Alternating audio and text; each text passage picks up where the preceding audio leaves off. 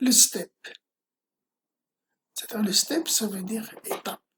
Ça, c'est très important ici. Et voilà, donc à ce niveau-là, vous devrez avoir connaissance du modèle que vous avez, que vous allez choisir pour l'analyse de votre projet. Est-ce que le projet est un projet de calcul dynamique, de calcul statique? Est-ce qu'il y a par exemple un couplage température déplacement ou température électrique,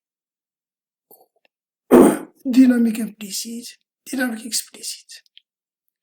Donc par défaut, il vous donne le statique général. D'accord, ça c'est par défaut. Ce qu'il faut bien maîtriser, c'est le modèle numérique utilisé par Abacus pour traiter votre problème. Je donne un exemple.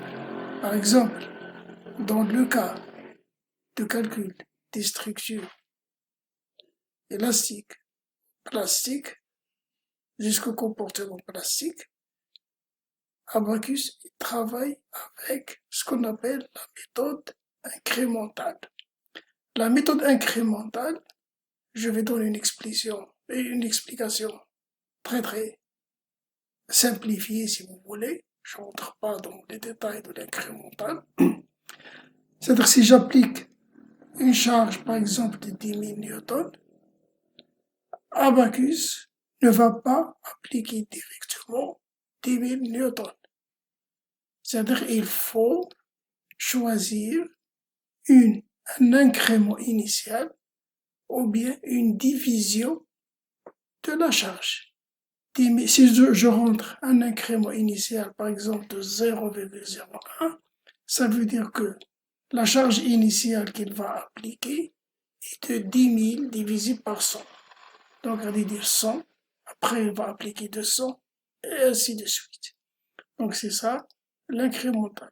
Et bien sûr, si vous travaillez en dynamique, il faut donc savoir qu'est-ce que c'est que la dynamique implicite, c'est quoi la dynamique explicite, et comment Abacus résout ce type de problème. Voilà, pour savoir très bien quels sont les paramètres à régler ici dans le step. D'accord? Voilà.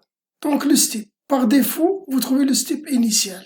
Il est déjà step initial, mais dans ce step initial, je ne peux appliquer que des fixations, c'est-à-dire des encastrements, des appuis, des déplacements nuls, et ainsi de suite. Donc je ne peux pas appliquer une charge, c'est-à-dire un déplacement non nul ou bien une force non nulle. C'est bon?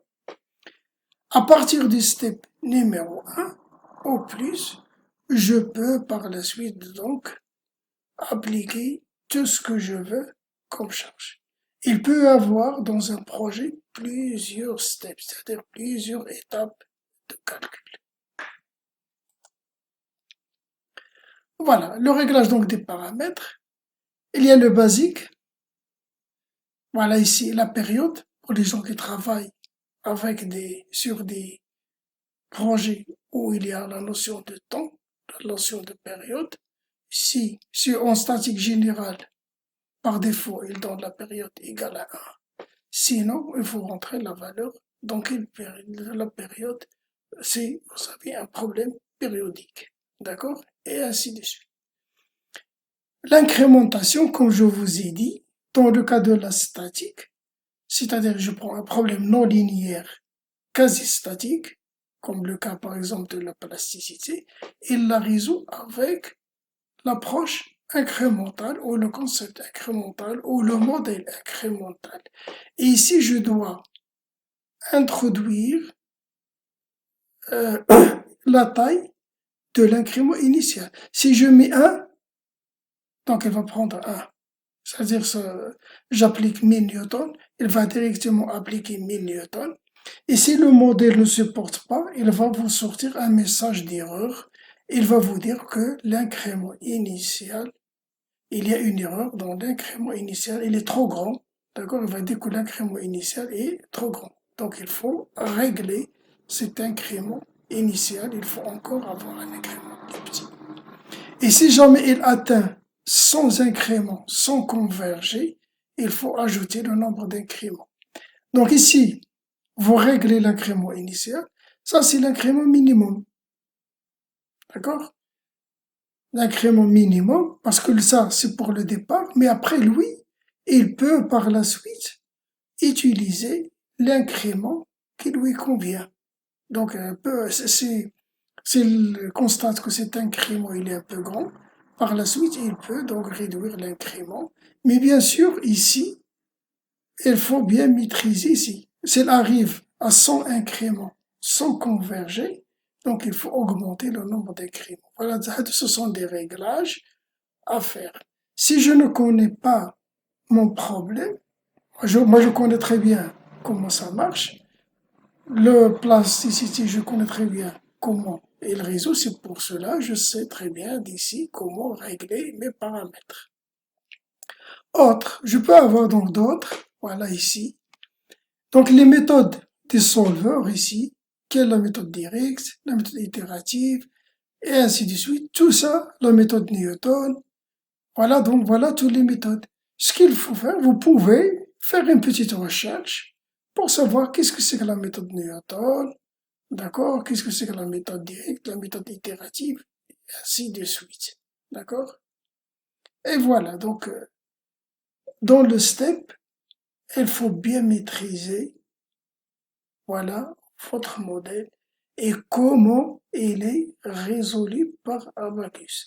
Parce que pour cela, il y a pas mal de gens, surtout des ingénieurs, qui attaquent directement Abacus. Mais une fois ils commencent à leur sortir des messages d'erreur, bien sûr, s'il ne sait pas comment Abacus résout ce problème, il ne sait pas où aller, quels sont les paramètres à régler ou à ajuster pour que le problème converge. Donc Abacus, c'est un logiciel destiné principalement à la recherche. Parce que Abacus, il suppose que la personne qui modélise, qui travaille avec Abacus, elle a un certain bagage théorique et des prérequis théoriques, et aussi il connaît un peu la méthode des éléments finis et les méthodes numériques avec lesquelles est résolu son problème de départ. Voilà donc un aperçu sur le step que je considère comme une partie qui est très très importante dans les étapes d'analyse par Abacus.